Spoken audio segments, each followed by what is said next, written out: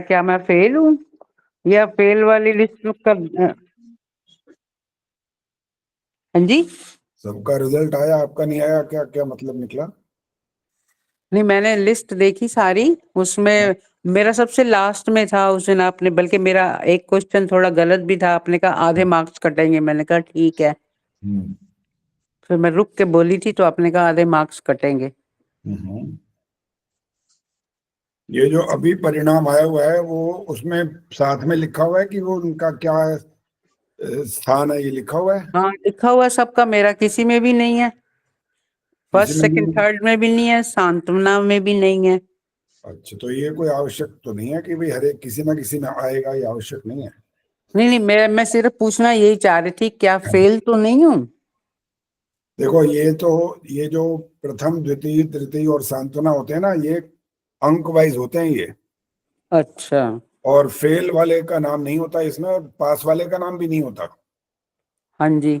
सिर्फ जो आपकी योग्यता के हिसाब से नंबर जो जिनके सबसे अधिक होते हैं वो प्रथम होते हैं, फिर दूसरे नंबर पर सेकंड होते हैं, फिर उनसे कम वाले थर्ड होते हैं, और उसके बाद सांत्वना होता है। बस ये होता है इसका तरीका। अच्छा। ठीक है, ये है इसका आधार। ये नहीं कि हमारा नाम क्यों नहीं आया। नाम तो बहुतों का नहीं है, सिर्फ आपका थोड़ी है, बहुत लोगों का नहीं है। अच्छा, मैंने सोचा शायद मेरा ही नहीं है, नहीं क्योंकि नहीं नहीं, आपका नहीं, बहुत लोगों का नहीं है इसमें। जिनके अंक सांत्वना से भी नीचे आते हैं, चाहे वो एक अंक भी नीचे हो, उसके बाद फिर अच्छा। उनका नाम नहीं आता। अच्छा, चलो, क्राइटेरिया पता नहीं था ना। हाँ चलो, पता लगा ना कि ये तरीका है। और आचार्य जी सांत्वना में कितने नंबर का निकाला आपने? अब तुम एक एक चीज से पूछने लग जाओगे तो फिर तो बहुत मुश्किल हो जाएगी भाई। पता चल जाएगा ना आचार्य जी नहीं, से तो हम इस हिसाब से अगली बार मेहनत भी तो करेंगे। मतलब अभी नाम नहीं आया तो इसका अर्थ अपने आप समझो कि मेहनत और करनी है। अच्छा। प्रथम के ये कितने, 50 नंबर का था ना ये? 50 नंबर का था। 50 वाले प्रथम है, 48 वाले द्वितीय हैं, 46 वाले तृतीय हैं, 44 वाले सांत्वना है। बस इसके तो नीचे 40, 44 वाले 45, सांत्वना है, 42, मतलब हमारे 43 भी 44 होंगे से तो कम उनका हो नाम गए। नहीं आएगा। हाँ जी। 43 भी होंगे तब भी नाम नहीं आएगा। अच्छा, पुरस्कार का मतलब 43 सबको होंगे। पुरस्कार देना नहीं होता ना। पुरस्कार हाँ का जी, मतलब हाँ। होता है विशेष, डिस्टिंक्शन हो कम से कम, तो उनको अच्छा, ये पुरस्कार की श्रेणी में डिस्टिंक्शन रखा वाले हैं, ठीक है। जाए। हमने ये नहीं कहा कि बाकी फेल है, ऐसा नहीं है। हाँ, नहीं, हम पता नहीं था ना, मैंने कहा क्राइटेरिया तो पता होना चाहिए, आदमी उस हिसाब से मेहनत करे आगे। अब मेहनत कर लेना। और अभी जो आचार्य जी ने जो मेहनत की है वो आप में से कोई सोच भी नहीं सकता कि कितनी मेहनत की होगी। नहीं, वो तो फैक्ट है की है। सुनो सुनो, पहले सुन लो, कोई बात नहीं, बोलो मत, अब सुन लो।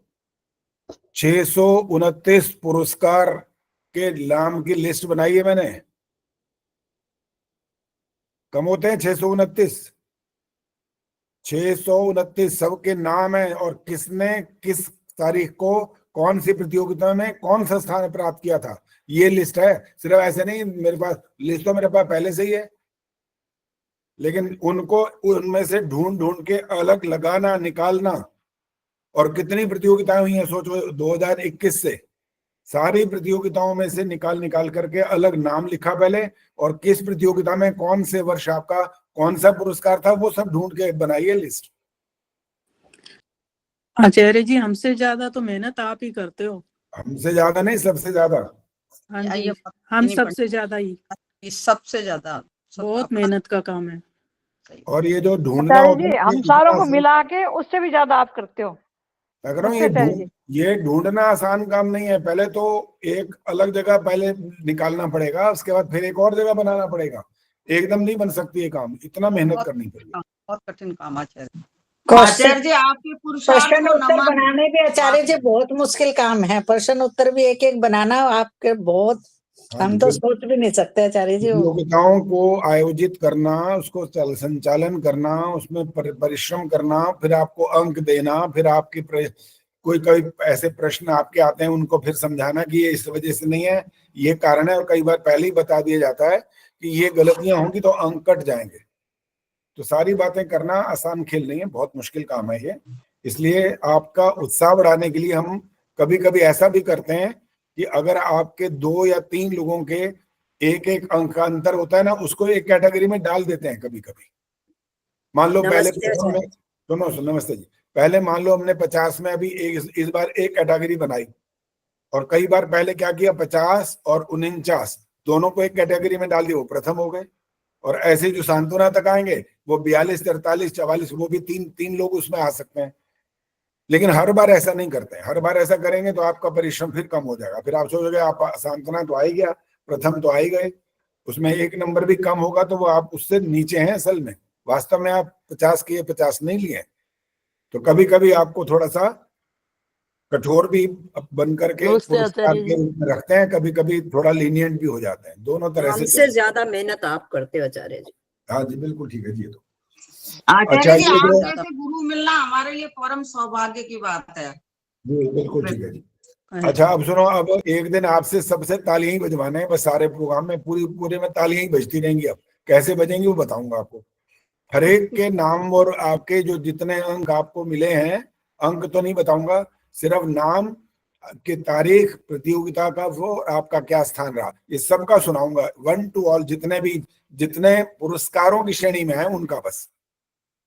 और ये बताया ना भी 629 ये पुरस्कार की श्रेणी में है सारे के सारे। एक बंदा मान लो 20 में आ गया, कोई 25 में आ गया, कोई 10 में आ गया, कोई 8 में आ गया, कोई 2 में पुरस्कार में आ गया, सबका पूरा खाता निकाल दिया हमने। और उस दिन सबका उत्साह बढ़ाना है आपने, वो तालियां बजा करके ही होगा उत्साह, और कैसे होगा। सबको खुश कर दिया होगा जी आपने तो। क्लैपिंग योगा होगा उस दिन। नहीं, ऐसा वाले नहीं है हम Clapping केला भाई, तू भी ठीक और मैं भी ठीक, ऐसे नहीं चलता हमारे यहाँ बिल्कुल नहीं पुरस्कार चलता। आपको पुरस्कार मिलना चाहिए जो आप पूर्ण न्याय पूर्वक बस ये कार्य होता है यहाँ पर। ये नहीं कि तू भी खुश है ऐसे, ये लो बांटते नहीं है, अंक बांटने वालों में से नहीं है भाई। आपकी एक गलती पे आपको 500 रुपए दान के लिए भेजना पड़ जाता है, तो कहाँ मैं लीनियंट हो सकता हूँ इस मामले में।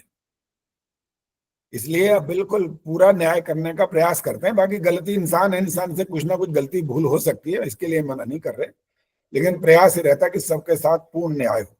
और आपके अंकों को ध्यान पूर्वक पहले मैं सुनता हूँ, और कहीं कहीं उसी समय बता देता हूँ कि आपकी 3 या 4 अशुद्धियां हो गई हैं, और जब आप अटक जाते हो तो वो भी अशुद्धियों में गिना जाता है। अशुद्ध उच्चारण होता है, मंत्र पाठ होता है, श्लोक होता है, वहां भी नंबर कट जाते हैं। तो अनेक स्थान होते हैं जहां पर नंबर कटने के चांसेस होते हैं, तो आपके अभ्यास कराने के लिए ये सब किया जा रहा है बस। चलो जी अब बातचीत बंद करो, और अब पहले तो मंत्र पाठ होगा 16 से 20। जिन्होंने ये वाला अभ्यास किया वो हाथ खड़ा करो। देखें कितने लोग हैं भाई अभ्यास वाले। कमलेश जांगरा ने अभी तक कैमरा बंद कर रखा है। वी प्रभा, निर्मल डावरा, चंद्रकांता जी, मीना आर्या, पूजा मित्रा, ये सब कैमरे बंद करके बैठे हैं। कैमरा ऑन करके बैठो तो पता लगेगा कि आपका कॉन्फिडेंस बताएगा कि आपने सच बोला है कि झूठ बोला है, पता लग जाएगा। तो हाथ कितने, बहुत कम ही हाथ खड़े हैं भाई। संगीता आर्या ने हाथ खड़ा नहीं किया, इंदिरा टांगरी जी पता नहीं हाथ खड़ा कर रही हैं कि हाँ शायद खड़ा किया हुआ है, ठीक है। मैंने ना अभी 1-2 मंथली पढ़े थे, वो अच्छा। थोड़ी देर पहले ग्रुप में ऐड हुई थी। मैंने ये आज ये वाला आपको जगाने के लिए दोबारा डाला है, ये कार्यक्रम तो बता चुका हूँ पहले से ही, ये तो सिर्फ इसलिए मैं डाल देता हूँ एक बार और कि चलो आप कोई तो भूल गया, ये कोई कारण बन जाता है तो उसके लिए यादगार के लिए डाल देता हूँ, वरना तो आपको एडवांस बताते हैं कि आपके लिए जिम्मेदारी कौन से घर का कार्य, गृह कार्य क्या है, वो आपको पहले बताया जाता है। चलो जी अब मैंने हाथ ज्यादा नीचे करो, हाथ आचार्य नीचे। आचार्य जी, मैं ज्यादा प्रैक्टिस तो नहीं कर पाई, पर मैंने अभी थोड़ी देर पहले ही सुना उसको पढ़ा है। अच्छा जी अब ये वाली बातें ना बताओ कि आपने कब पढ़ा कब नहीं पढ़ा। हमने तो अब पहले ही देख लिया कि कितनों ने पढ़ाई की है। अब तो बिना विचारे ये वाली बात करेंगे कि अब आपने ये मंत्र देख करके पढ़ना है, ये वाली छूट तो पहले ही बता दी है। और जो उसमें अशुद्धि हो गई तो फिर आप दान पुण्य के लिए तैयार हो जाना। और हो सकता है जितने भी लोग अशुद्ध बोलेंगे सबको दान देना पड़ेगा। अब एक दिन में एक नहीं होगा, 5-6 भी आ जाएंगे। अब ध्यान रखना ये, क्योंकि यहाँ इस मामले में तो कठोरता बढ़ती जाएगी, यहाँ कम नहीं होगी है। बाकी उत्साह बढ़ाने के लिए बहुत जगह और है, वो उत्साह बढ़ाएंगे आपका, चिंता ना करो। तो सबसे पहले तो सरला गुप्ता, कैमरा ऑन है आपका, माइक ऑन करो, और आप मंत्र संख्या पढ़नी है 19। आचार्य जी मंत्र पाठ तो करवाए नहीं। यही तो मंत्र पाठ हो रहा है, और क्या इसी का कहा था, और क्या कहा था, यही मंत्र पाठ है। कौन बोला था ये? उर्मिल शर्मा। जी। हाँ, तो फिर आपने ध्यान से पढ़ा नहीं है, देख लो। नहीं, जो शुरू में करवाते हो ना मंत्र पाठ, वो नहीं यही तो करवाया। है बाबा, यही लिखा हुआ है उसमें, ध्यान से पढ़ा करो। अच्छा जी। शुरू में मैंने कहा था इन मंत्रों में से ही सुना जाएगा, अर्थात ये जो रोज मंत्र पाठ आपको कराते हैं, आप देख करके बोलते हो, ये वही वाले उसका ही तरीका है ये वाला आज का। चलो जी सरला जी, शुरू शुरू करो। नमस्ते जी आचार्य जी। स्वस्ति वाचन मंत्र 19। ओम अरिष्टः समर्तो विश्व एधते पर प्रजाभिर्जायते धर्मणस्परि यमादित्यासो न यथा सुनीतिभिरिति विश्वानि दुरिता स्वस्तये। 5 गलतियां हुई हैं आपकी। 5 हो गए। हाँ जी, 5 हो गई। और आपको पता लगा ही नहीं है कि गलती हुई भी है। एक तो आपने स बोला, अरिष्टः बोला, मर तो पता नहीं वो गलत बोला था या कौन सा था, आगे भी विश्वा नहीं बोला गया। तो ये जो आपका रोज बोलचाल की भाषा है, उसमें जो मर्जी बोलो, उसमें हमें कोई व्यवस्था नहीं देखनी है, वो आपको देखनी है। लेकिन यहाँ पर तो आपको फिर दंड व्यवस्था में आना पड़ेगा। तो आपको 500 रुपए का तो दान करना है। ये वाली बात हो गई। अब और किसी का नंबर आने वाला है। जी अब नंबर आएगा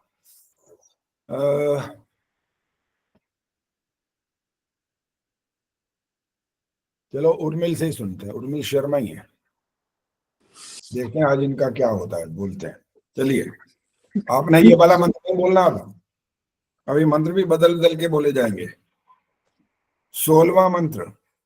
पुस्तक सब तैयार रखिएगा। अभी ये मत कहना 1 मिनट रुको, 1 मिनट रुकना नहीं है, तैयार रखिए। ओम सुत्रामाणम पृथिवीं द्यामनेहसं सुशर्माणम दितिं सुप्रणीतिं देवी नावं स्वरित्रामनागसं स्रवन्तीमा रुहेमा स्वस्तये। अब बताने की जरूरत नहीं है, बस 500 रुपए दान कर देना। आचार्य जी गलती तो बता दो। ना क्यों बता दें, बहुत गलतियां हुई हैं, एक हो तो बताऊं ना, एक थोड़ी हुई है। एक तो अटक गए, वो गलती है, और भी गलतियां हैं। इसलिए अब ऐसे तो मैं निशान लगाता लगाते सारी किताब ही काली करके बैठ जाऊंगा भाई, कितना कितना निशान लगाऊं। इसलिए मैं सिर्फ ये बता सकता हूँ कि गलतियां हुई हैं। और वैसे तो यहाँ बैठे जो सुन रहे हैं वो फटाक वो भी बता सकते हैं, लेकिन अभी गलतियां हो गई हैं, बस इतना ध्यान रखिए। चलो जी रवि बाला जी, आज दान की राशि इकट्ठी होने वाली है बहुत सारी। जी आचार्य जी। आपका मंत्र है 17वां। ओम विश्वे यजत्रा अधिवोचतोतये त्रायध्वं नो दूरे वाया अभिहुतः ततया वो देवहूत्य हुवेम शण्वतो देवा अवसे स्वस्तये।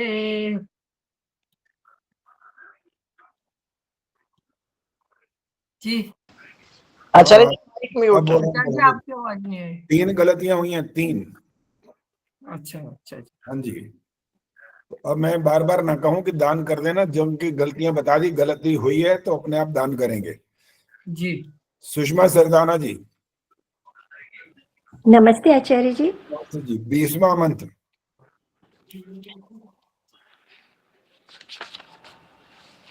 ओम यम देवासो वथ वाजसातौ यम शूरसाता मरुतो हिते धने प्रातर्यावाणं रथमिन्द्र सानसिं ऋष्यन्तमा रुहेमा स्वस्तये। आपको भी दान राशि पहुंचानी पड़ेगी आर्य समाज में। ठीक है आचार्य जी। कितनी गलतियां हुई हैं आचार्य जी? एक ही हुई है। मिथिलेश बताएंगे, मिथिलेश बहुत हंसती है, फटाफट फट पकड़ती है ना गलतियां। बताओ जी कहाँ गलती हुई है, मिथिलेश बताओ।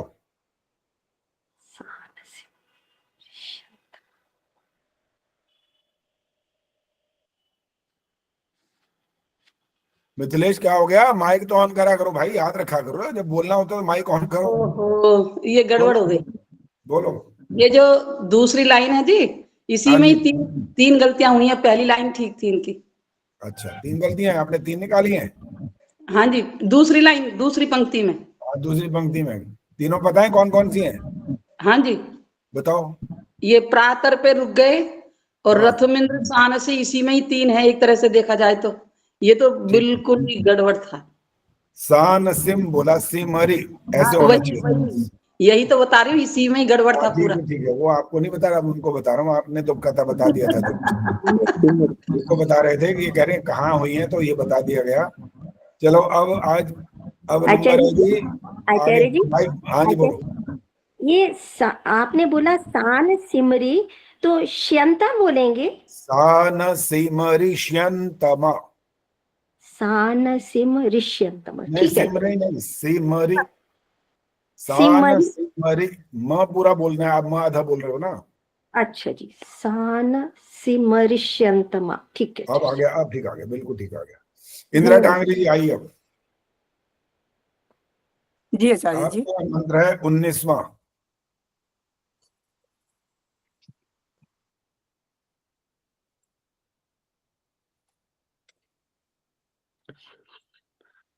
ओम अरिष्टः समर्तो विश्व एधते प्रप्रजाभिर्जायते धर्मणस्परि यमादित्यासो नयथा सुनीतिभिरति विश्वानि दुरिता स्वस्तये। मिथिलेश बताओ कहाँ गलती हुई है?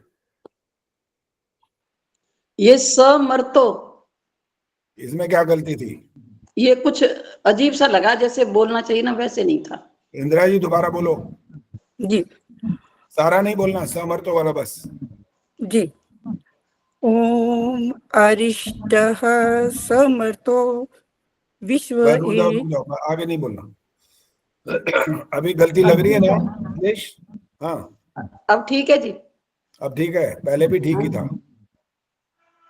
तालियां बजा रहा हूँ। इंदिरा टांगरी जी ने बिल्कुल ठीक सुनाया, कोई गलती नहीं निकली, बिल्कुल ठीक हो गया।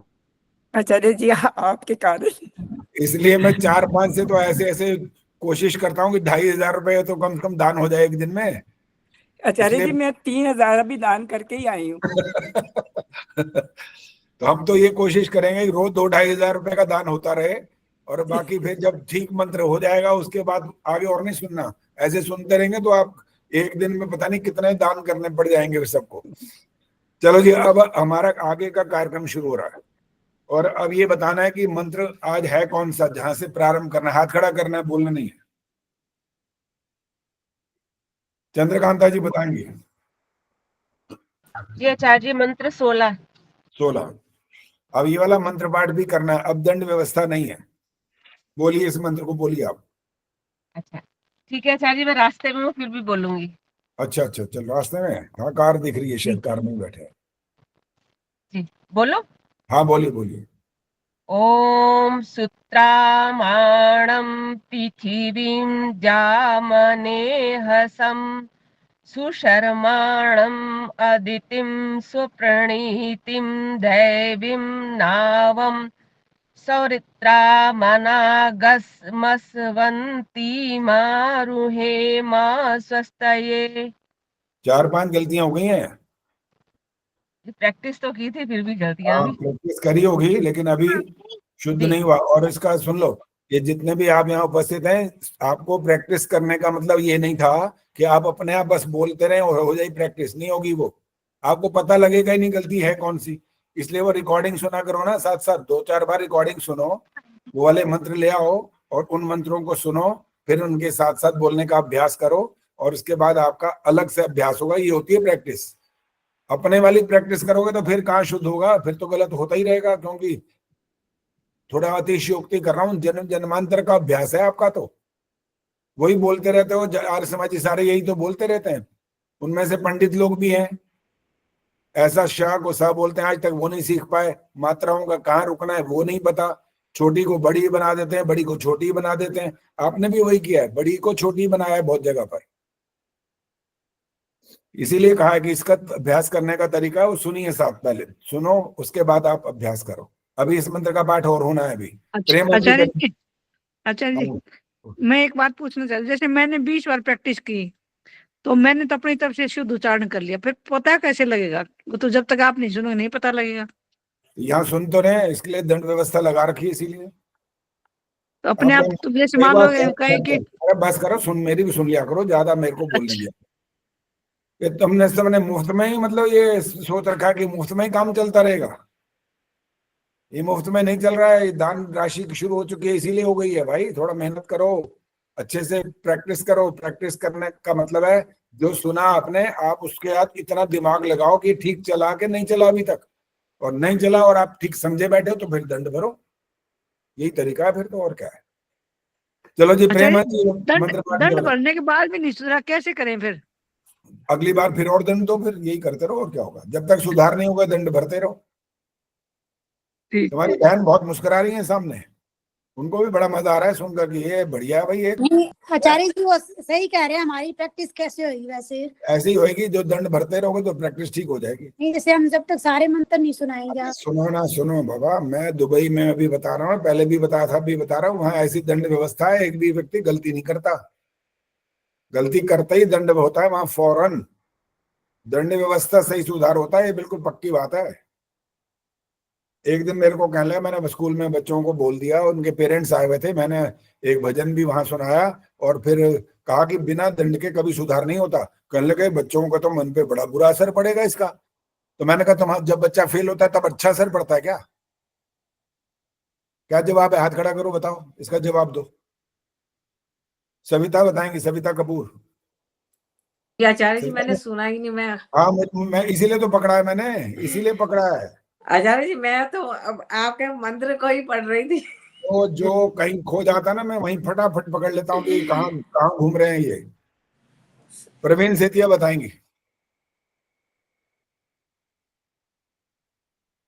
माइक ऑन करो। बच्चे को दंड देंगे तो ही उसको समझ आएगी ना भी मैंने ठीक काम करना है। दंड के बिना तो बच्चा समझता ही नहीं। यही व्यवस्था होगी भाई। जो इसका उदाहरण या बच्चों की उनका पक्ष लेकर के बोल रहे होते ना, बच्चों पे बड़ा बुरा असर पड़ेगा इसका, तो भाई बच्चा फेल भी तो होता है। एक समय था जब केवल अंक दिए जाते थे, बाद में तो ग्रेडिंग शुरू हो गई, और उस ग्रेडिंग में भी क्या ए और ए प्लस नहीं हो गया क्या? तब नहीं क्या पता लगा बच्चे को कि मैं अभी थोड़ा पीछे हूं इससे? ये तो बहानेबाजी होती है सारी की, ऐसा असर पड़ेगा, यूं लगेगा, वो लगेगा। इसलिए दंड व्यवस्था आवश्यक है, लागू होनी चाहिए। और यूपी में जो कुछ हो रहा है ना, सब दंड व्यवस्था के कारण से ही होता है, जो सुधार हो गया।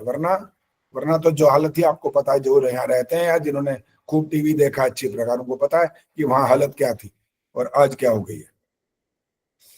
चलो जी, अभी तो मंत्र पाठ ये वाला चलेगा, अभी ठीक तो होगा नहीं कुछ मामला। चलो जी, चंदा सचदेवा जी बोलिए। जी नमस्ते आचार्य जी। हाँ नमस्ते जी, बोलिए ये मंत्र। आचार्य जी मुझे कहा था आपने, अब फिर चेंज कर दिया। ओहो अच्छा, प्रेम जी को बोला हुआ है। चलो आप ही बोलो, प्रेम जी आप बोलो पहले, आप बोलो पहले, ठीक है।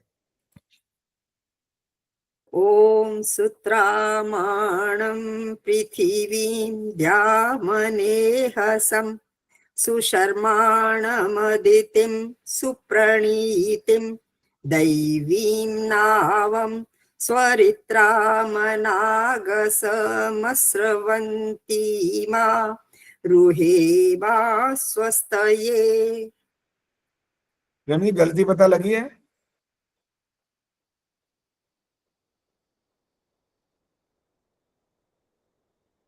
प्रेम जी तो कह रही है तो मैं दोबारा बोल दूं? नहीं, दोबारा नहीं बोलना, बस पहले पूछा है गलती पता लगी है कि नहीं। नहीं, मुझे तो नहीं पता लगी। हाँ नहीं पता लगी। अब ये मिथिलेश बताएंगे गलती कहाँ हुई है। एक बात पूछनी थी, इन्होंने प्रवीण जी ऐसे नहीं बोलना, रुक हाथ खड़ा कर दिया। मिथिलेश बताएं कहाँ गलती। मेरे को नजर नहीं आई इनकी गलती। अच्छा कमाल हो गया ये तो। चंदा सचदेवा ने हाथ खड़ा कर दिया, वो बताओ भाई। आचार्य जी स्वरित्रा इस वाले लंबे शब्द में गलती हुई है। इसमें नहीं हुई है। और देखते हैं और कौन बताएगा। अब बोलो प्रवीण जी, क्या बोलना था? यही बोलना था, गलती बतानी थी। नहीं, इन्होंने बोला ना ओम सूत्रा बोला, और मेरी बुक में सूत्र लिखा है, आ की मात्रा नहीं है, वो गलत है, असल में क्या है? सूत्रामाणम है। प्रेम जी एक काम करो, जहां मैं कहूँ चुप हो जाना, वहां दोबारा बोलो मंत्र। हाँ जी, कहाँ से दोबारा बोलूं? बोलो, दोबारा बोलो। ओम सुत्रामाणम पृथिवीं अब बस रुक जाओ, रुक जाओ, द्यामने। रुक जाओ। अब आपने ठीक बोला है। पहले क्या गलत बोला था? पहले पृथ्वी में बोला था, छोटी की मात्रा हो गई थी। पृथ्वीं। अब बोला है ना, पृथ्वी। इस बार ठीक है, इस बार ठीक बोला। अच्छा, रिकॉर्डिंग में मैंने तो सुन, पहले भी पृथ्वी में बोला वही था। कह रहा हूं, रिकॉर्डिंग में सुनना तो आपको पता लगेगा। हम बड़ी सूक्ष्मता से देखते हैं। नहीं ठीक सुनते है, हैं आप हम। कह रहे हैं तो मैं उसको देखूंगी हाँ, दोबारा से। दोबारा सुन लेना। उसमें उसमें पृथ्वीम था, बड़ी की मात्रा का जितना बल देना चाहिए वो नहीं था, इसलिए वो अच्छा। छोटी की मात्रा काउंट हो गई थी, बस। बाकी ठीक है। चलो जी, धन्यवाद। अब अर्थ कर रहे हैं। अब आप तैयारी कर, लिखिए इस फटाफट, पुस्तक कॉपी निकाल लो और लिखो। सूत्रामाणम सबसे पहला ये है, भली भांति रक्षा करने वाली।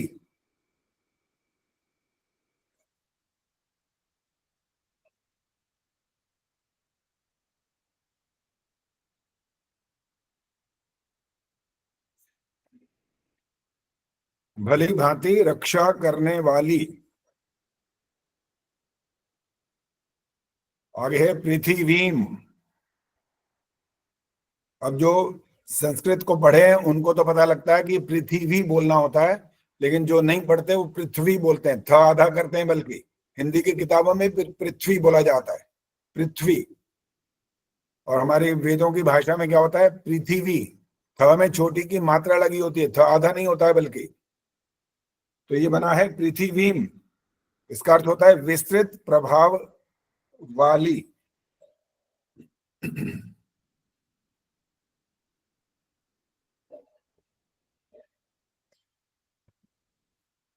अब अगला शब्द जो है वहां पर संधि विच्छेद होगा। द्याम अनेहसम, ये अलग अलग शब्द बनेंगे। द्याम का अर्थ होता है प्रकाश युक्त।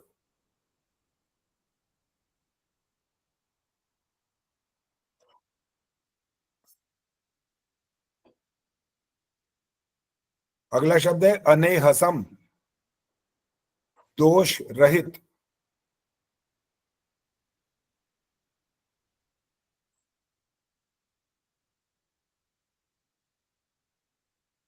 आगे है सुशर्माणम।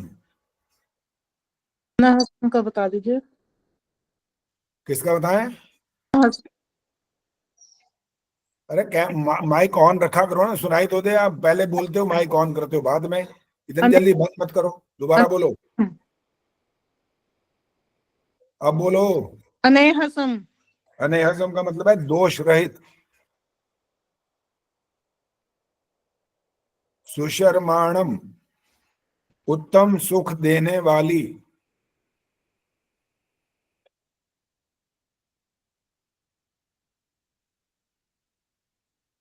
इसका भी संधि विच्छेद होकर के बन गया अदितिम। वो इकट्ठा था ना, तो अदितिम अलग हो गया।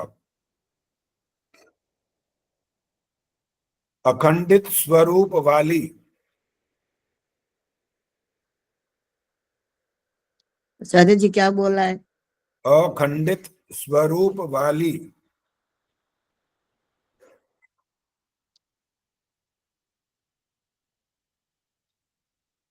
सुप्रणीतिम, सुंदर रचना वाली।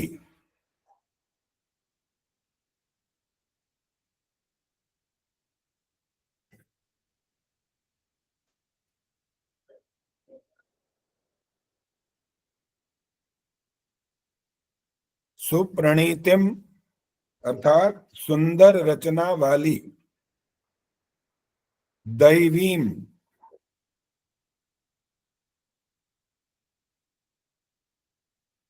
दैवी नौका। दैवी, दैवी माने दैवी, आगे आ रहा है। नावम माने नौका, नाव।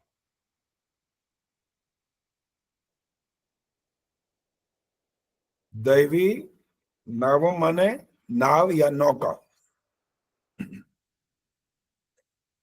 आचार्य जी, फिर दैवीम का क्या अर्थ होगा? दैवीम का दैवी, दिव्य गुण युक्त।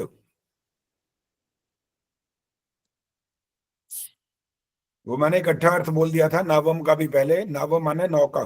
या नॉर? आचार्य जी तो पूरा मतलब क्या हुआ? अने हसम के बाद क्या बोला? ये एक साथ कैसे बोलने लग रहे हो सारे? एक बोले तो दूसरा तो चुप हो जाओ कम से कम।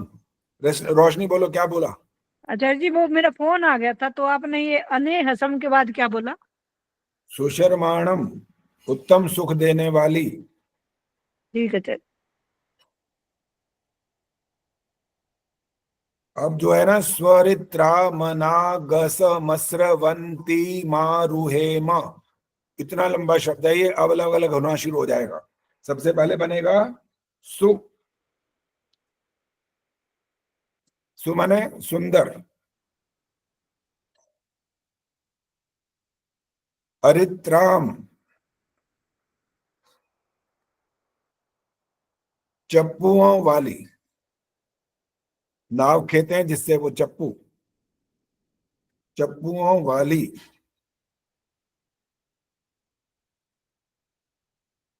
अनागसम पाप रहित,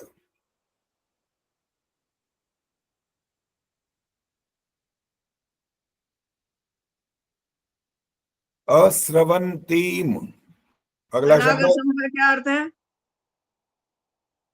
अनागसम माने पाप रहित,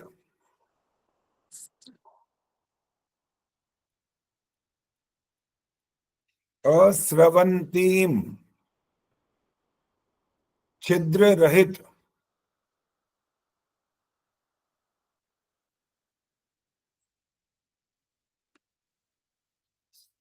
अगला शब्द है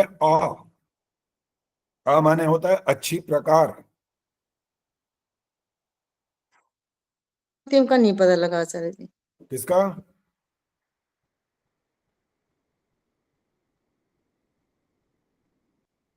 अरित्राम चप्पुओं वाली, अनागसम पाप रहित, अस्रवंतीम छिद्र रहित, आ अच्छी प्रकार, रूहे मा आरूढ़ हो।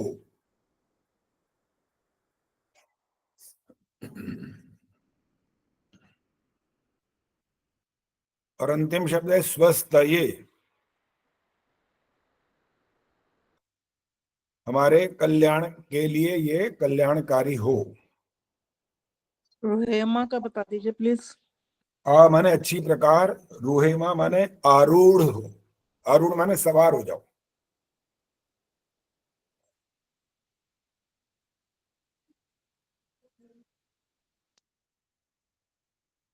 आचार्य जी आया किसके लिए है इसमें पूरा, मतलब ये दोबारा बोलो, क्या कहे? ये किसके लिए है, ये जो पूरा आया है किसके लिए, ये समझ में नहीं आया मुझे। मनुष्य के लिए ये कि ऐसा ऐसा ऐसा ऐसा जो नौका है वो आपके जीवन को पार लगाएगी। अच्छा ठीक है। अर्थात वैसे तो मनुष्य जीवन ही है असल में, नौका ऐसी कौन सी होती है भाई? नौका भी अगर नौका पर भी अगर लागू करें तो वो भी इस बहुत कुछ लागू हो जाएगा। क्या कितना बताया? भली भांति रक्षा करने वाली, ऐसी बनावट हो उसकी अच्छी की डामाडोल ना हो जाए यूं, विस्तृत प्रभाव वाली।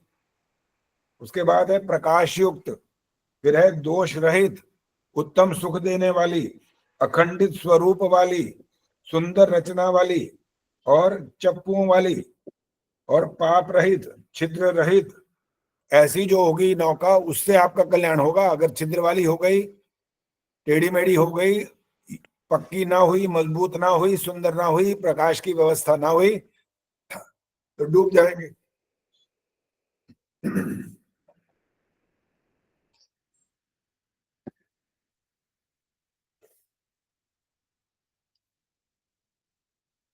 और ये वाली बात आचार्य जी यहाँ पर हाँ। सारे में भावार्थ में हाँ। अद्वितीय जैसे अखंडित आपने बताया, हाँ। तो ये अगर हम शरीर की से नौका से तुलना कर रहे हैं तो इसको कैसे, ये मुझे सिमिली समझ में नहीं आई। किससे तुलना कर रहे हैं? शरीर से? हाँ जी, नौका है तो हमारे शरीर ही है ना, हमें हाँ। पार लेके जाएगा जिसमें कि हाँ, दोष ना अखंड हो। अखंड हो गया ठीक है। अखंडित स्वरूप का मतलब होगा अपने शरीर के साथ कि अगर बीमार पड़े हो, अस्पताल में टांगे लटकी पड़ी हो ऊपर, तो ये नौका तो पार नहीं ले जाएगी आपको। इस जीवन को ही पार नहीं ले जाएगी, वहां दूसरे पार क्या पहुंचोगे? इस जीवन से ही पार नहीं पा रहे तो वहां तो लटके पड़े हैं, कोई काम नहीं, धाम नहीं, कुछ नहीं, अस्पताल में अंतिम जीवन के क्षणों को बिता रहे हैं। जी सर। और किसी ने कुछ पूछना है तो हाथ खड़ा कर लो।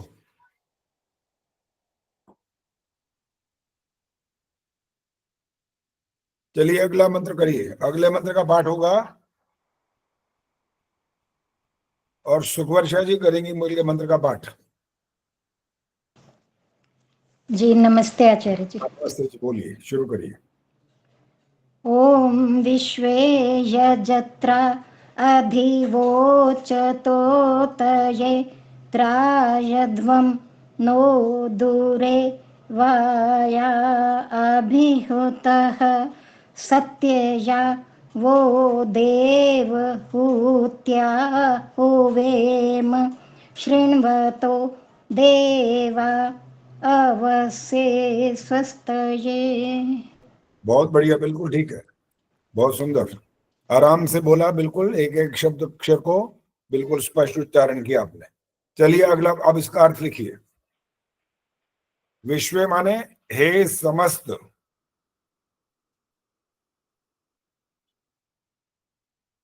आगे है यजत्राह श्रेष्ठ विद्वानों,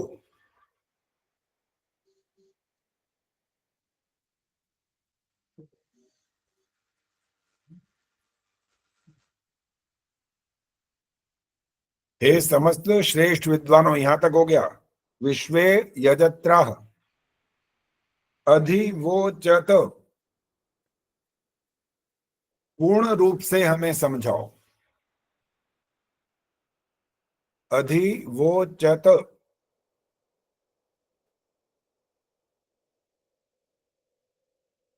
पूर्ण रूप से हमें समझाओ। अब अगला शब्द बनेगा ऊतये। अधिवोचत, पूर्ण रूप से हमें समझाओ। अगला शब्द है अब ऊतये, रक्षा हेतु।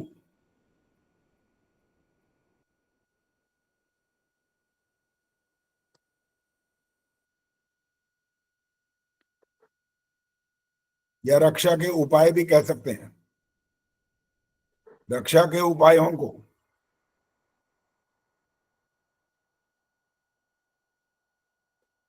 त्रायध्वम, त्रायध्वम का अर्थ होता है बचाओ।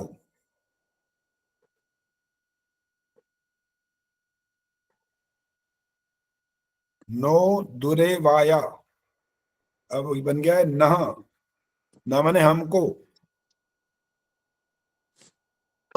त्रयधर्म का क्या अर्थ है जी? बचाओ।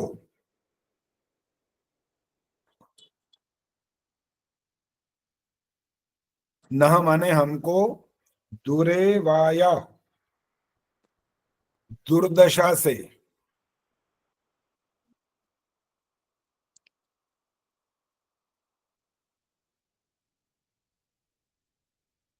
अगला शब्द मैं सुनना चाहता हूं, देखें कौन ठीक बोलेगा। कमलेश जांगरा सुनाएंगे, अगला शब्द है क्या? आचार्य जी नमस्ते। नमस्ते जी। मैं यही समझना चाह रही थी कि मैं अभी पहले समझना, बाद में इस शब्द को पढ़ो। पहले तो ये कहा है मैंने, अभी हरूते, दोबारा बोलो। अभी हरूते, तय बोल दिया ना, ये तय नहीं बोलना, इसलिए तो सुना है। अनंत लगे ना, गायत्री गुप्ता सुनाएंगी। अभी होता है, गलत है अभी भी। अभिहृतः, अब ठीक है, ये ठीक है। अभिहृतः, तय तय नहीं करना होता, बहुत बार समझाया आपको। ये वाला ए की आवाज बंद करो। अभिहृतः, जो ह्रू है ना, ह्रू शब्द, ह्रू, ये कम आया था अभी, सुखवर्षा जगह भी कम आया था ये। र जो था अभिहृतः, र जो है, ह में जो र है वो कम आया था थोड़ा सा, लेकिन और स्पष्ट होना चाहिए। अभिहृतः, इसका अर्थ होता है अभिहृतः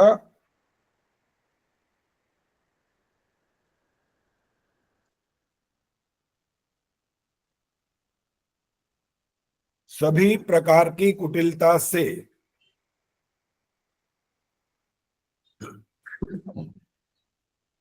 अभिहृतः सभी प्रकार की कुटिलता से।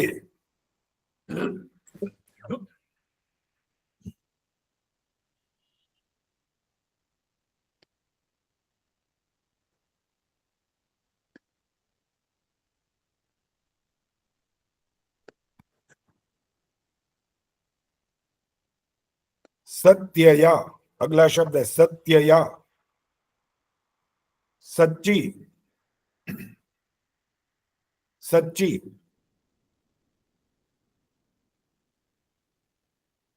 अगला शब्द है वह, आपको हम,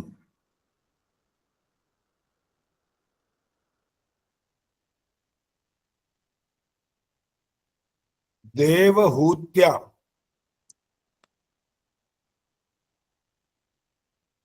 विद्वानों द्वारा प्रशंसनीय वाणी से।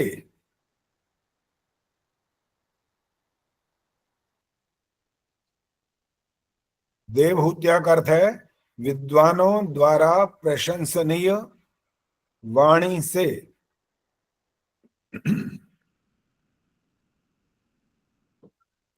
अगला शब्द है हुवेम, और अधिकांश लोग बोलते हैं हुवेम। आशा सचदेवा जी, जो मैंने अभी शब्द बोला है बोलो। हुवेम। अभी फिर गलत बोल दिया ना, यही तो कहा था गलत बोलते हैं ज्यादातर लोग, तो मैंने इसलिए बोल के दिखाया पहले, हुवेम। और गलत हो गया। संतोष नंदवानी जी सुनाएंगे केवल यही शब्द। हुवेम। अब ठीक है, ये म जो है ना, म पूर्ण बोलना होता है। हुवेम, देखो ध्यान से देखो इधर, हुवेम। हुवेम। यहाँ होंठ बंद होते हैं, म जब हलंत होता है तो होंठ बंद रहते हैं। और म, देखो अब बोला मैंने म, ये हाँ, अलग हो गए, बस यही होता है इसमें, हुवेम। अंत वाले में और म वाले जो अंतर होता है, यही अंतर होता है। इसलिए हुवेम। हुवेम ये बोलना होता है, हुवेम नहीं। हुवेम। हुवेम का अर्थ है पुकारते हैं।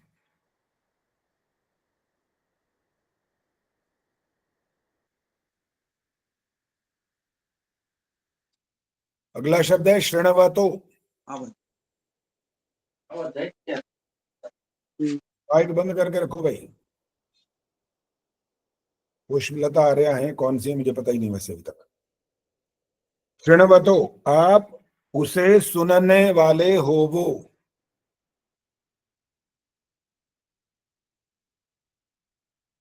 आप उसे सुनने वाले होवो। विशेष गुणों वाले। अब किसका पूछ विशेष रहे हो, गुण। कैसे पता लगेगा? एक बार दोबारा बोली, शृण्वन्तो। शृण्वतो, शृण्वतो। शृण्वतो है, वंतो नहीं है। शृण्वतो का अर्थ है आप उसे सुनने वाले बनो या होवो। आगे रह गए देवा अवसे स्वस्थये। देवा हम बहुत बार पढ़ चुके हैं, देवा माने विद्वान लोग। हे विद्वानों।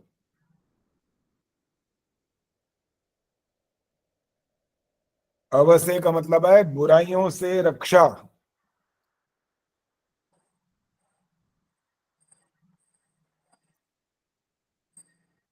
और अंतिम शब्द है स्वस्थये, हमारा कल्याण हो। आचार्य, अवश्य का क्या बोला था? ये कहाँ इतना पीछे पहुंच जाते हो? पहले पहले ध्यान रखा करो, बुराइयों से रक्षा।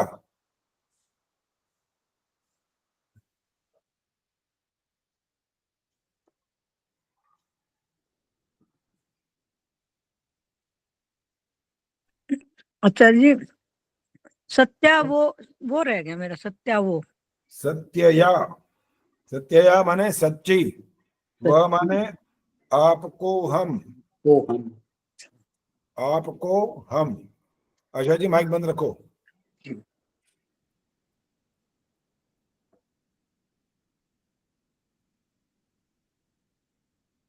अब एक प्रश्न आ रहा है, जरा अब लिखना बंद करो और ध्यान दो। यहाँ पर विद्वानों से ये प्रार्थना की गई है कि बुराइयों से हमारी रक्षा करो, और एक तरफ है जो ईश्वर से भी हम ये प्रार्थना करते हैं, बुराइयों से हमारी रक्षा करो। इन दोनों के रक्षा करने का ढंग बताना है आपको। जिनको आता है वो हाथ खड़ा कर दो।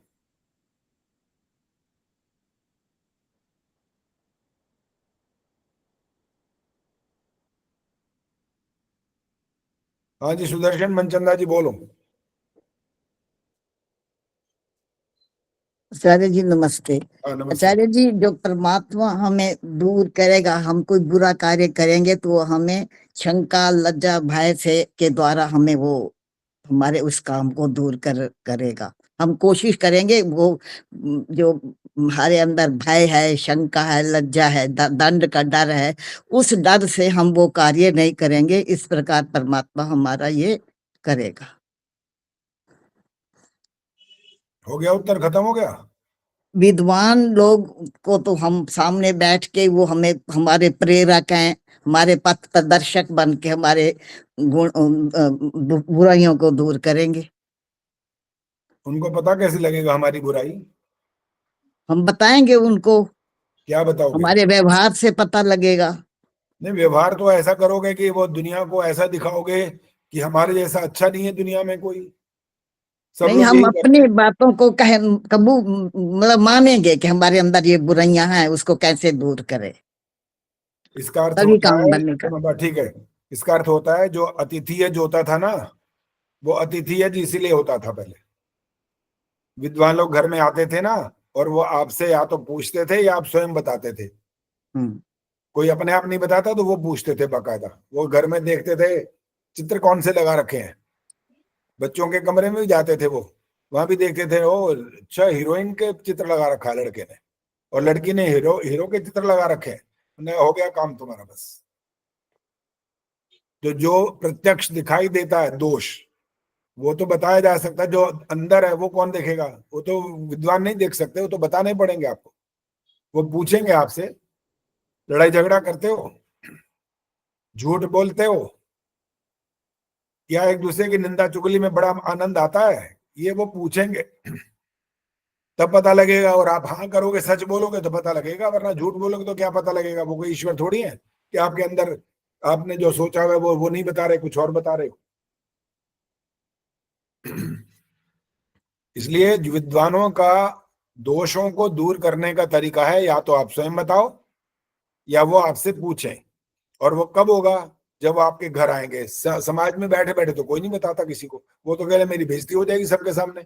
50 लोग बैठे, वो कहेंगे अच्छा ऐसा है, ये ऐसी है, ये वहां नहीं बताएगा कोई भी। इसलिए ये अतिथि आवश्यक होता था कि आए घर पर बुलाओ उनको, उनका स्वागत सत्कार करो, खिलाओ पिलाओ, दक्षिणा भी दो, सब कुछ करो, और फिर वो आपके सुधार करने के लिए आपको मार्ग दिखाएंगे, समझाएंगे क्या करना चाहिए। ये होता है तरीका सुधार का। ये पंचमहायज्ञ ऐसे नहीं बना दिए गए कि भाई लो जी पंचमहायज्ञ माने खाना पूर्ति करो और हो गया, बस ऐसा नहीं है। उनसे पूरे समाज का निर्माण होता है पंचमहायज्ञ से। समाज छोड़ा, विश्व का निर्माण होता है उससे। समाज तो छोटी चीज होती है ना, इकाई छोटी है भी है। अच्छा चलो, ये मैंने एक शब्द बोल दिया, इकाई। अब ये सुशीला ढाका बताएंगे सबसे छोटी इकाई कौन सी होती है? एक होती है आचार्य जी। यही मैं समझा था कि यही अर्थ बोलोगे। ये मैंने संख्या की इकाई थोड़ी पूछी है। दोबारा नहीं बोलना, बस हो गया उत्तर। इसके बाद दोबारा नहीं मिलेगा अवसर। सबसे मैंने इसीलिए एक बाकायदा शब्द बोला है जिससे आपको इकाई का तात्पर्य समझना था कि इसका तात्पर्य निकलेगा क्या। उर्मिल शर्मा बताओ। आचार्य जी, परिवार होती है सबसे छोटी इकाई, तो उससे भी छोटी होती है एक, व्यक्ति। हाँ ये अब ठीक है। ये पहले होता है मैं, सबसे छोटी इकाई मैं होता है पहले, स्वयं, अब परिवार, और इसके बाद फिर आप बढ़ सकते हो आगे, आप समाज बोल दीजिए। समाज के बाद फिर आप प्रांत बोलो या नगर बोलो या आप प्रदेश बोलो, फिर अपने देश के पर आ जाओ और अंत में आप विश्व तक पहुंचो। ये होती है इकाई। तो इन सब का सुधार करने का तरीका क्या होता है? ये जो पंचमहायज्ञ है ना, इससे हो जाता है। और जो करते ही नहीं है तो फायदा क्या बताओ? 200वां वर्ष तो मना रहे हैं। 200वां वर्ष मनाने का लाभ क्या होगा? स्वामी दयानंद जी का आपने जयंती मना ली, 200 वर्ष हो गए, फिर हमने कोई संकल्प नहीं किया, कोई सुधार नहीं किया, कोई और कार्यक्रम नहीं बनाया, तो फिर लाभ क्या हुआ? तो केवल जय बोलने मात्र से थोड़ी हो जाता है कुछ भी। जो उनकी जय बोल दिया बस हमारा कर्तव्य पूरा हो गया, हाथ खड़े कर दिए, वहां पर झंडे गाड़ दिए, झंडे लेकर के जुलूस निकाल दिया, ये सब प्रदर्शन है। प्रदर्शन में बुराई कुछ नहीं है। प्रदर्शन होने का मतलब होता है अपनी शक्ति को दिखाना, प्रदर्शित करना, कोई आपत्ति नहीं इसमें, ठीक है ये बात। लेकिन असली काम तो रह गया ना, अगर खुद नहीं किया तो। वहां बोल बोल करके नारे लगा दिए लंबे चौड़े, फिर घर में हम कुछ करते नहीं, फिर इस नारे लगाने का लाभ क्या है? तो इसलिए जिन मंत्रों को हम स्वस्ति वाचन के मंत्र के अभी पढ़ रहे हैं और उनके अर्थ समझ रहे हैं, तो उनमें जो जो संदेश उपदेश आपको मिल रहे हैं उसको जीवन के साथ जोड़ने का प्रयास करना, यही है इनका लाभ। केवल शब्द का अर्थ लिख करके कार्यक्रम समाप्त नहीं समझना है। और कहीं आर्य समाज में या कहीं और किसी यहाँ जाकर के हमने एक मंत्र की व्याख्या कर दी तो बस हो गया हमारा काम, अधूरा काम कहलाएगा वो। शाब्दिक ज्ञान हो जाएगा बस, आत्मिक ज्ञान नहीं कहलाएगा वो। तो शब्द से बड़ा आत्मिक होता है वो। और आत्मिक, जब आत्मिक ज्ञान की वृद्धि होती है तब कह सकते हैं कि प्रभाव भी बढ़ता है दूसरों पर। और अगर केवल शाब्दिक ज्ञान रहता है तो वो कहते हैं कहने वाले बोलते ही रहते हैं, बस ऐसे कह के लोग उठ के चले जाते हैं। कोई सुनता नहीं फिर उनकी बात को, कोई महत्व नहीं होता उनका, क्योंकि उनके जीवन में होता नहीं है इसलिए।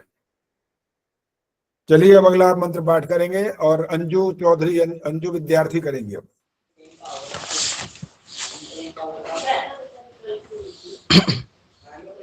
ओम, आचार्य जी 18वां करना है ना? ओम अपामी वाम अपविश्वामनाहुतिमपारातिं दुर्विदत्रामघायतः आरे देवा द्वेषो अस्मद्युतनो ऋणाः शर्म यच्छता स्वस्तये। गलती कहाँ हुई है पता लगा है? ये शायद मुझे वो थोड़ी सी आंख वो फड़कने लग जाती है ना, मेरे को लगता है अस्मद्यु यो तनोरुणा।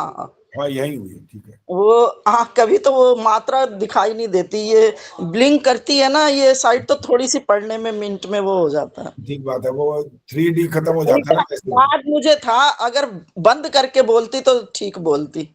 चलो हम बंद करके सुनाओ, चलो। और ठहरो एक बार सुन लो।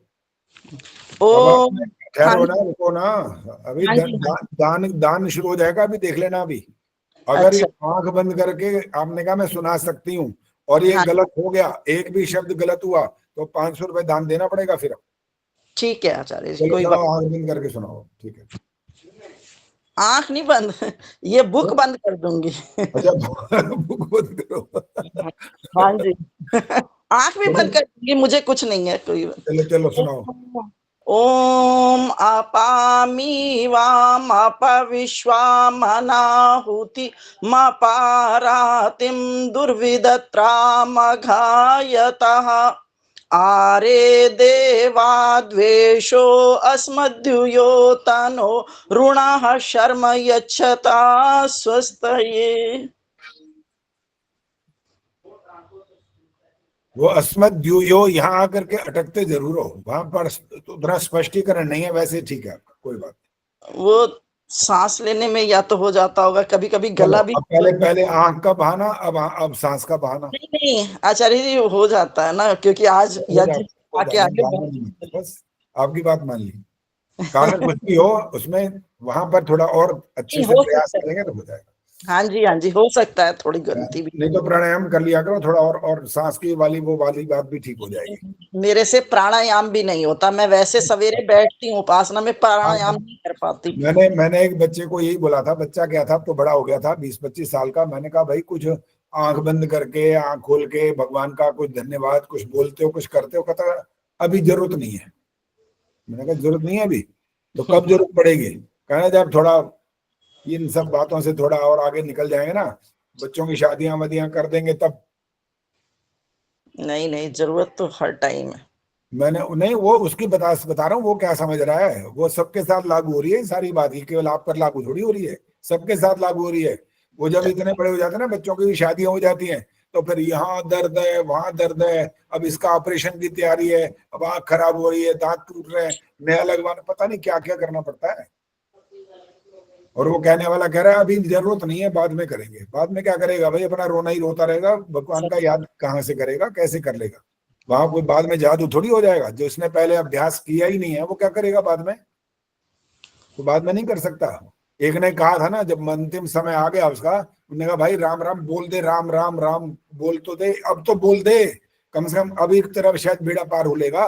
वो कहता है क्या कहता है, मरा मरा मरा, वो मरा मरा ही करता रहा, राम नहीं बोल पाया। ऐसा होता है अभ्यास, तो ऐसा चिपक जाता है वो, उसको हटाना बड़ा मुश्किल होता है काम। चलो जी अर्थ लिखिए अब, चलिए।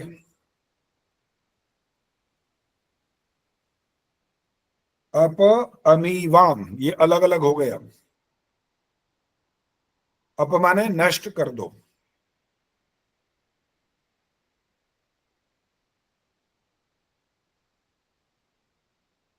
अमीवाम रोग उत्पादक रोगाणुओं को।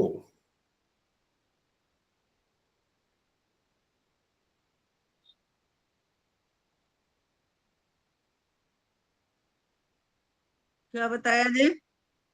रोग उत्पादक रोगाणुओं को।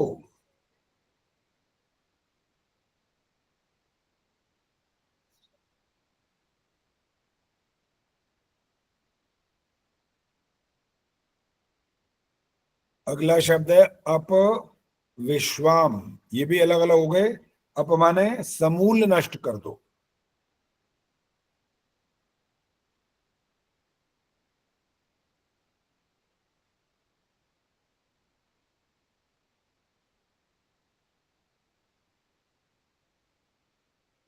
विश्वाम समस्त,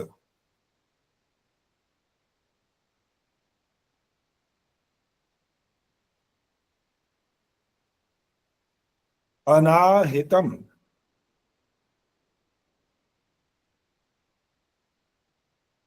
यज्ञ न करने की भावना को।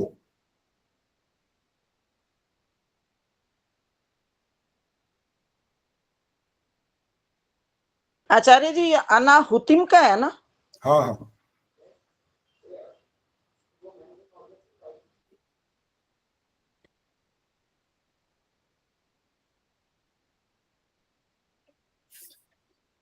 आचार्य जी एक बार बोलना फिर, यज्ञ ना करने, यज्ञ न करने की भावना को। आचार्य जी ये अनाहितम और ये इसमें हुतिम, हुतिम अनाहुतिम ही है ये। अच्छा।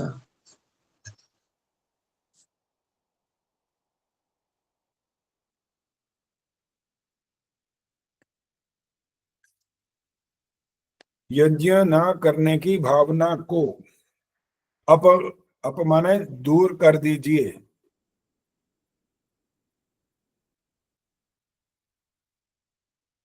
जो अपारातिम है ना, उसका बन रहा है ये अप अरातिम। अप माने दूर कर दीजिए, और अरातिम का अर्थ होता है विद्या धन आदि दान न करने की प्रवृत्ति को। अरातिम का अर्थ है ये विद्या धन आदि दान न करने की प्रवृत्ति को।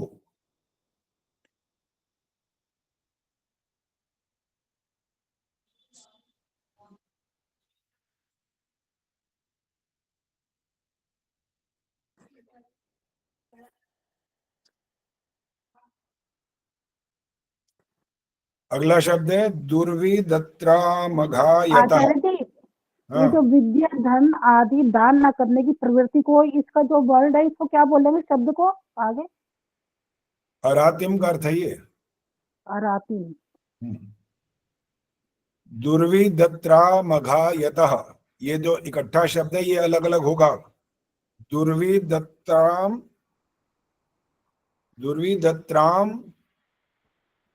दुष्ट प्रवृत्तियों को,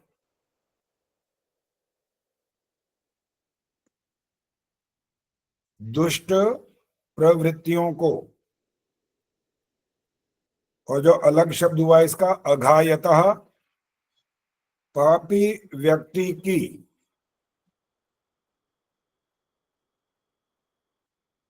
गायता पापी व्यक्ति की,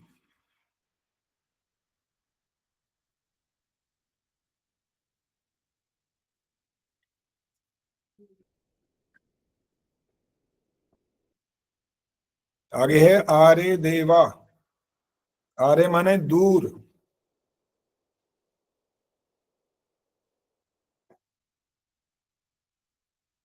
देवा का अर्थ है दिव्य गुण कर्म स्वभाव वाले विद्वानों के लिए कहा ये।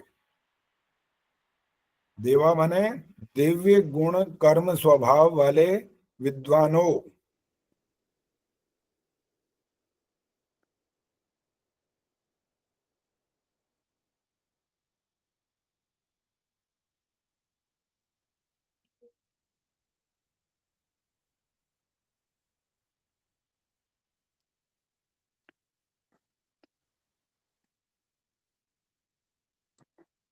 आगे है द्वेषः, द्वेष भाव को,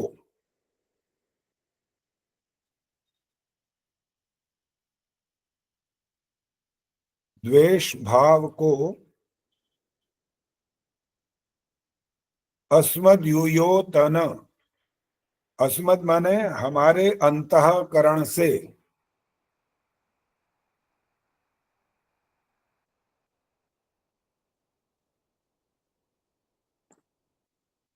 हमारे अंतःकरण से युयोतन हटा दीजिए।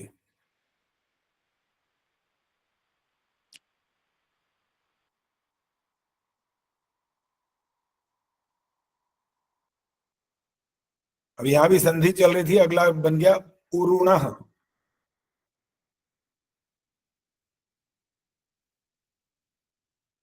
उरुणः का अर्थ होता है व्यापक।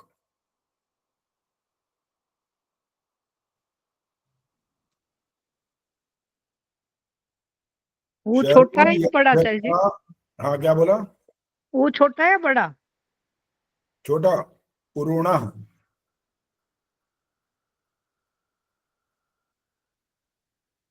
शर्म यच्छता स्वस्थये। शर्म माने होता है सुख।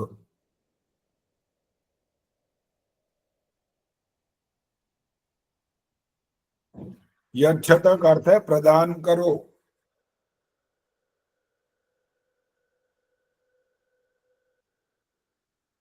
स्वस्थये हमारे कल्याण हेतु।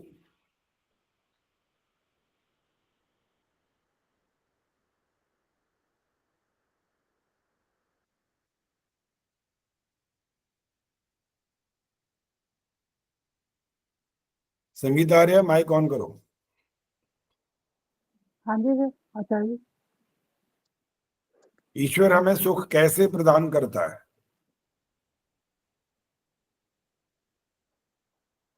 ईश्वर हमें सुख प्रदान कर, रोगों से मुक्त रखकर।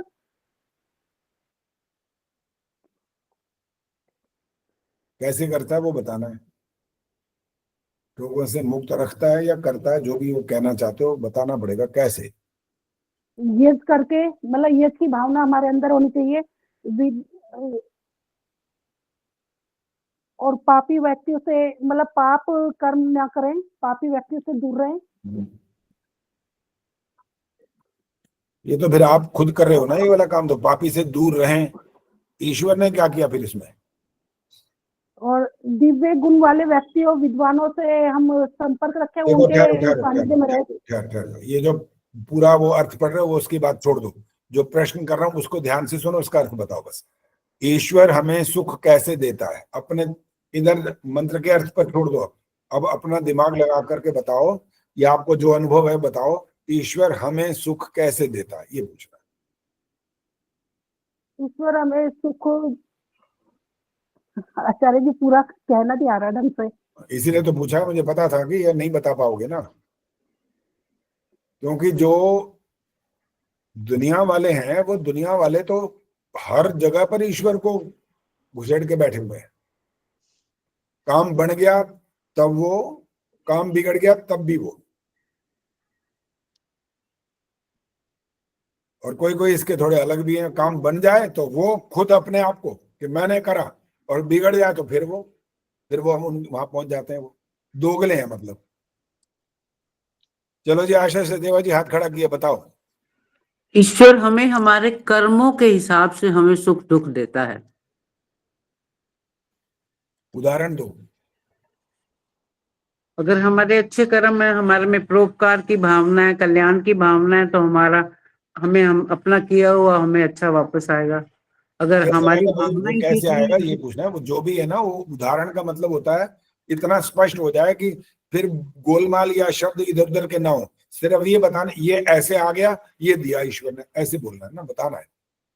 हमारे अच्छे कर्म, हमारा ये वो तो ठीक है, हमें कोई आपत्ति नहीं इसमें, लेकिन वो उदाहरण देना पड़ेगा कि किसने किसको क्या दिया जिससे हम कहें ईश्वर ने सुख दिया हमें।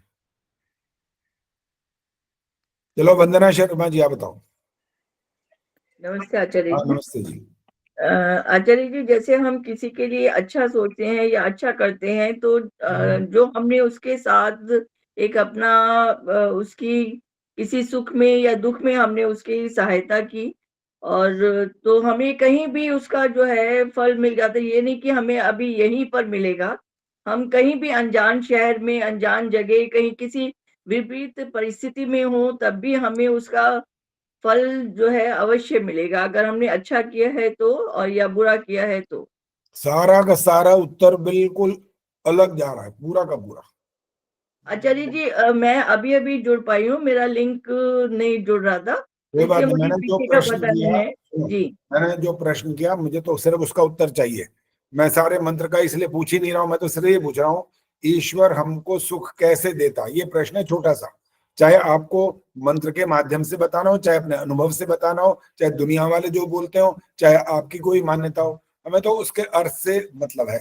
और ठीक होगा तो कहेंगे ओके, और ठीक नहीं होगा तो फिर बाद में समझाएंगे। चलिए, अब आपका समय समाप्त हो गया, अब औरों से पूछेंगे। आज वो कहा, अलका रावल कहाँ गई है आज, आई है कि नहीं आई है? आदर्श क्या बोलते हो? आचार्य जी नहीं आई आज वो। अच्छा, नहीं आई है। चलो इंदिरा आहूजा जी, पता नहीं हाथ खड़ा किया है, समझ नहीं आ रहा, बोलो फिर भी। हाँ, किया हुआ है मैंने आचार्य हाँ जी। हाँ, बोलो बोलो, हाँ, यहाँ पर आगे ईश्वर ने लिखा हुआ है। हमें मतलब ऐसे परिवार में जन्म दिया कि स्वस्थ में शरीर दिया, और परिवार भी ऐसा है जो कि संपन्न है, ज्ञान से भी संपन्न है और धन से भी संपन्न है। तो हमें शरीर में भी ऐसा दिया कि हमें रोग नहीं आ रहे हैं। तो उसी वजह से हम कह सकते हैं कि ईश्वर की दया है हमारे ऊपर कि हम अच्छा जीवन जी रहे हैं, कि ज्ञानी माँ बाप मिले, ऐसे संस्कार मिले, और धन की भी कमी नहीं है। यही मेरे को तो यही समझ आ रहा है। और चलो जी, मानव देखो, का शरीर दिया ताकि हम ठीक है, यत्न दोबारा मत करके मोक्ष की ओर जा दोहराओ। ओके, सके। ठीक है, आधा उत्तर ठीक है। चलो अभी और इसमें जुड़ना है बहुत कुछ, देखते हैं वो कौन जोड़ेगा इसमें। गीता तिवारी बताएंगी। नमस्ते आचार्य जी। नमस्ते जी। ईश्वर का एक नाम सुख स्वरूप भी है, अर्थात ईश्वर हमारे को अनंत सुख दे रखा है। जैसे हमारे खाने पीने के लिए उसने प्रकृति से पेड़ पौधों से हमें अन्न, जल और वायु, ये सब सुख उसके द्वारा ही हमें प्राप्त है। उसके सुख की तो तुलना कर ही नहीं सकते हम। ये सभी कुछ प्रकृति के द्वारा और जीव जंतुओं के द्वारा और इसके द्वारा हमें सुख प्राप्त होता है, जैसे रहना, खाना, सोना और परिवार। ये तो हमारे खैर कर्मों से मिला है, लेकिन ये सुख ईश्वर सभी को देता है, जिसे दया भी चलो कहते बहुत हैं। अच्छा है, काफी ठीक है, बहुत बढ़िया है।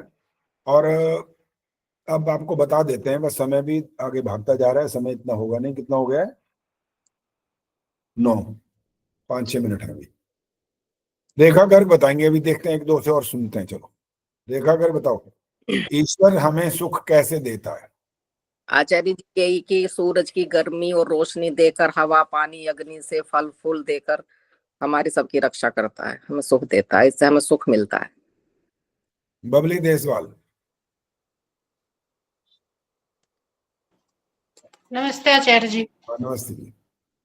ईश्वर हमें सुख ही सुख प्रदान करते हैं आचार्य जी। जैसे हमें पहले तो हमें प्राणवायु ही दी है ईश्वर ने, सांस लेते हैं जिससे हम, सूर्य का प्रकाश दिया है और सब चीजें ईश्वर देते हैं हमें।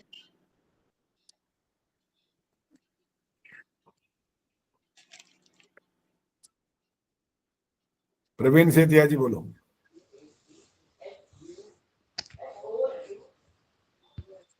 ईश्वर ने हमें पहले तो अपना शरीर जो दिया, उन्होंने शुद्ध शरीर दिया है, उसको रोगों से मुक्त करना हमारा है, और बाकी प्रकृति से उसको संभाल के रखना।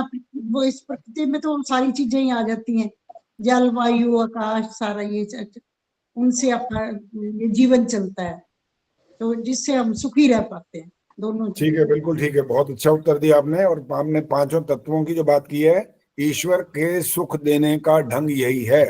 वो व्यक्तिगत रूप से आपको ये नहीं कि इसको भेजेगा आपके घर पर और वो आपको कोई मिठाई खिला जाएगा तो आपको बड़ा सुख मिला, ये नहीं करता। ये ईश्वर का काम नहीं है ये वाला। क्योंकि ये तो मैंने छोटा सा उदाहरण दिया, बहुत सारे जीवन में ऐसी घटनाएं जब हो जाती हैं और हम समझते हैं ये ईश्वर ने मेरे पास भेज दिया ये, और हम उस समय पता नहीं गुणगान गाते नहीं थकते, उसके मुंह पे भी बोलते हैं जो देने आया तुमने, भाई देखो ईश्वर ने हमारे कितना कार्य किया, हमने ये किया वैसा किया, पता नहीं क्या क्या बोलने लगते हैं। ईश्वर ने आपको ये 5 तत्वों से जो जीवन दान दिया है ना, ये है सुख देने का तरीका। एक तत्व अगर हटा दे तो जीवन समाप्त हो जाएगा। आचार्य, हाँ बोलो बोलो। ये भी कह सकते हैं कि ईश्वर हमें इहलौकिक और पारलौकिक दोनों सुखों को देने वाला है। वो तो कह सकते हैं, वो तो करते। देखो मोक्ष जिसको मिल जाता है वो अनंत आनंद सुख को प्राप्त करता है, वो तो आनंद की प्राप्ति करता ही है। इहलोक कहो पारलौक कहो, वो तो देने वाला वही है। लेकिन जो पारलौकिक है उसमें पुरुषार्थ तो आपको करना पड़ा। मनुष्य बन करके आपको जो सुख मिल रहा है, इन 5 तत्वों से आपका जीवन चल रहा है। केवल आपका नहीं चल रहा है, सारे दुनिया भर के जितने जीव जंतु हैं सबका चल रहा है। वहां पर मनुष्य का हो जाना ही हमारे लिए कोई वो बात नहीं है कि हमें ही मिल रहा है वो। ईश्वर तो सबका माता पिता है ना, सबको सुख देने वाला है वो। लेकिन उसका ढंग ये नहीं है जो इसने आकर के कुछ हमें पकड़ा दिया तो हमने सोचा ईश्वर ने हमारे लिए ये कर दिया। ये वाला काम ईश्वर नहीं करता। वो आपके कार्यों को नहीं करता, वो अपने कार्यों को करता है, बिना पूछे करता है और आपके कल्याण के लिए करता है। आपसे कोई मूल्य नहीं लेता, आपका जीवन ठीक से चलता रहे इन 5 तत्वों के माध्यम से, ये काम है उसका। वो आपको इस तरह से सुख प्रदान करता है। चलो जी, कुछ किसी ने पूछना है तो पूछो, तो समय समाप्त होने की हो रहा है। हाँ जी, रवि बाला जी बोलो पहले।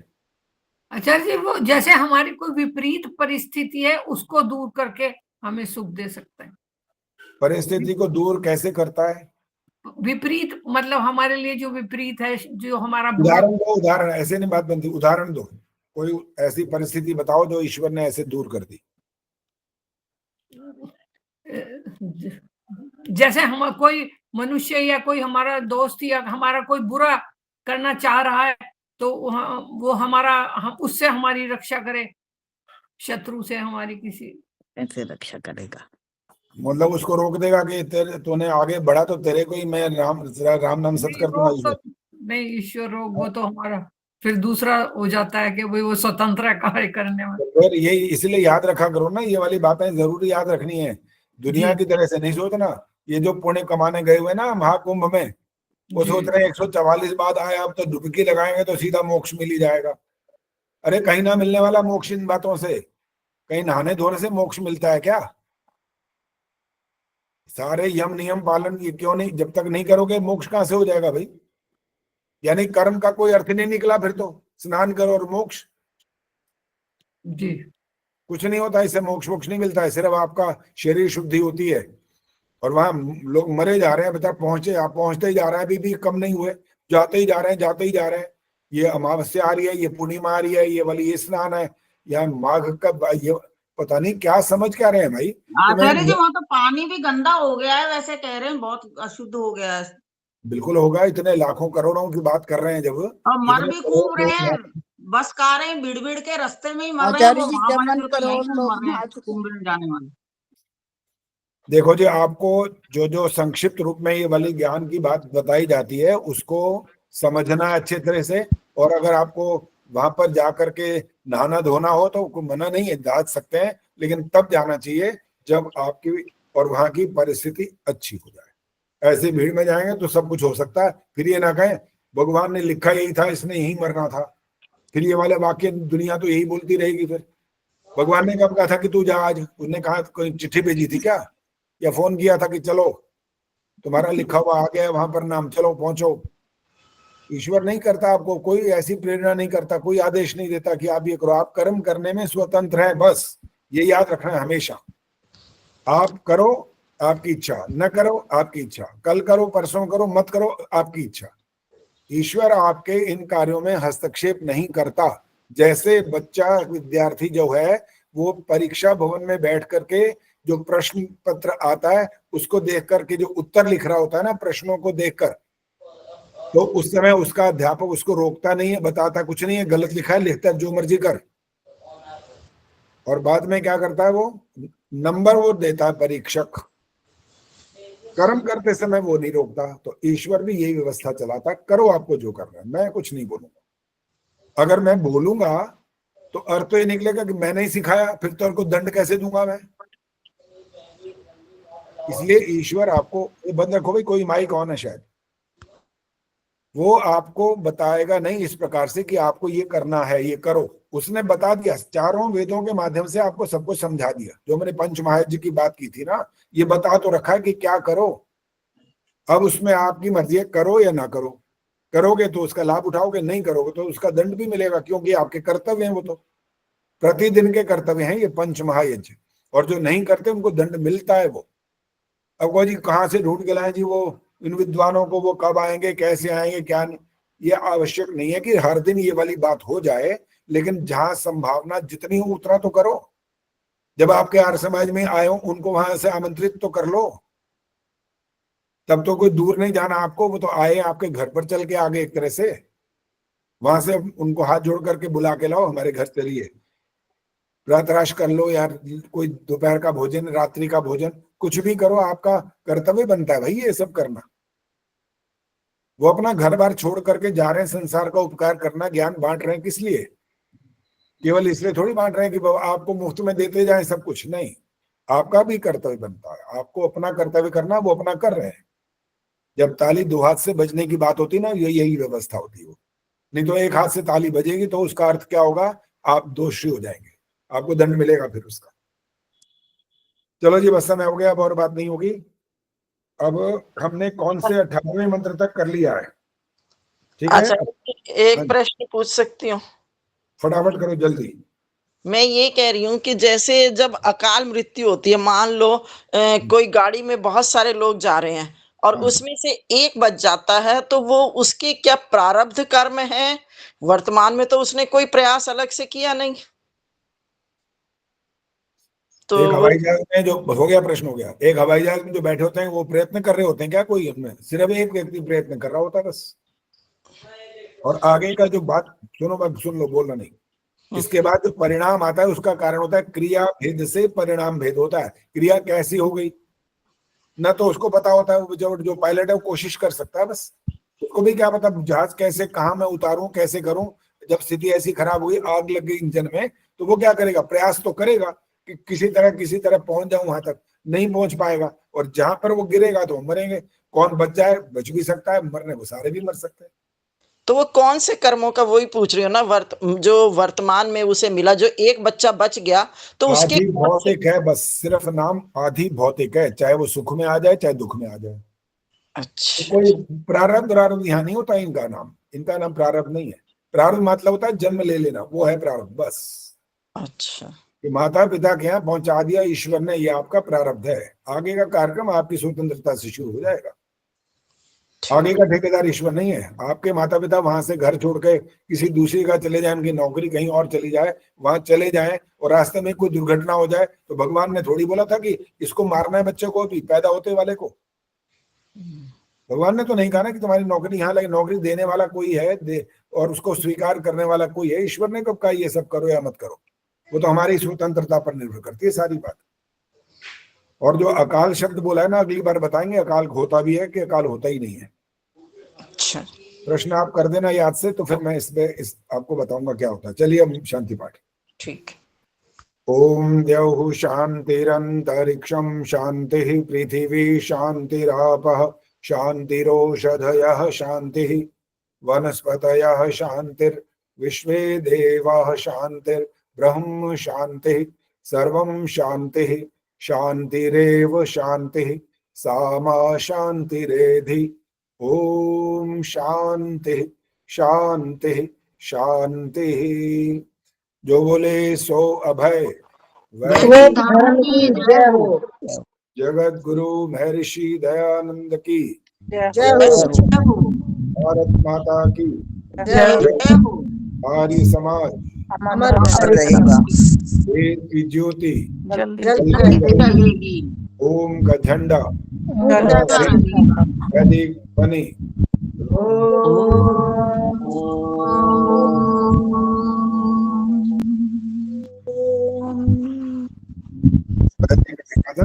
सभी को नमस्ते आचार्य जी।